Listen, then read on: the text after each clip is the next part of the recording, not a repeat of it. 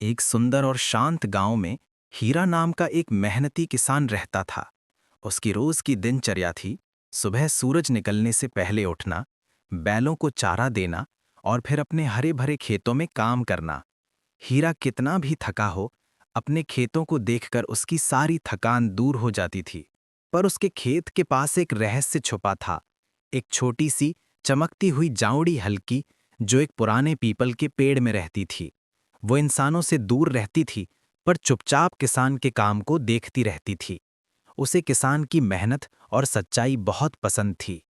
एक दिन अचानक गांव में बुरी खबर फैल गई। एक भयंकर आंधी आने वाली थी। किसान हीरा घबरा गया, क्योंकि उसकी फसल बस कुछ दिनों में तैयार होने वाली थी। अगर आंधी आती तो महीनों की मेहनत पानी में चली जाती। शाम को आसमान काला होने लगा, तेज हवा चलने लगी। किसान दौड़ दौड़ कर फसल को बांधने लगा, पर हवा इतनी तेज थी कि पौधे लगातार गिर रहे थे। वो अकेले कितना संभालता। वो थक कर बैठ गया और दुखी होकर बोला, हे भगवान, मेरी मदद करो। ये सुनकर पेड़ में रहने वाली जाउड़ी हल्की बेचैन हो गई। पहली बार उसने सोचा, आज अगर मैं इस किसान की मदद नहीं करूंगी तो इसका सब कुछ बर्बाद हो जाएगा। वो उड़ती हुई खेत के ऊपर पहुंची और अपने पंखों से एक चमकदार सुनहरी रोशनी फैलाने लगी।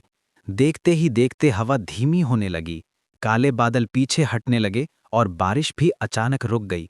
पूरा खेत हल्की सी चमक से ढक गया, जैसे किसी ने उस पर जादू बिखेर दिया हो। किसान हैरान रह गया। उसे समझ नहीं आया कि ये चमत्कार कैसे हुआ। तभी उसने देखा कि एक छोटी सी चमक उसके सामने तैर रही है।